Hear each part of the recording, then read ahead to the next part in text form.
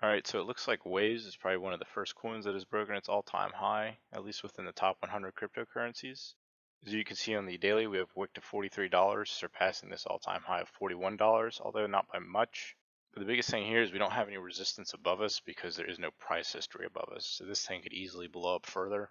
The only thing about this that worries me is we have moved up so quickly in such a short amount of time. I mean, I think this is 400% or so. Yeah, 412%. Usually these moves aren't without some type of correction, and usually the higher that we go and the longer that we continue higher at this rate, the harder the correction is going to be. As you can see back here, this wasn't even as close to being as extreme as this, and we saw a dump instantly back down to this bottom trend line. I'm not saying something like this back here is going to play out where it completely resets this entire price action.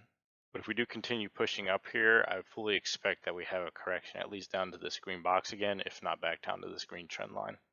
You can actually take a fib retracement from this high to this low right here. You can see that we'll probably top out right around $50. $50 is also a psychological level of resistance. People like to sell their coins at even numbers like $1, $100, $1,000, so on and so forth.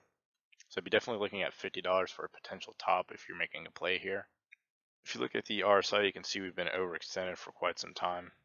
If you look back in the history of this coin, you can see it doesn't like staying up here for very long, although we haven't really peaked yet, so there's definitely more room to run in my opinion. Right now we're sitting at 85 on the RSI, but once we start getting into the 90s territory, I definitely start being cautious. If we take a quick look at the Bitcoin pair, you can see that we have broken this triple top here.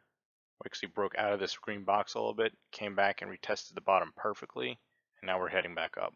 But this is also to mention we still haven't broken all-time highs for the Bitcoin pair yet, so this could easily move all the way up to here, which would send Waves higher. This is all I have for Waves today. This is not financial advice, and happy trading.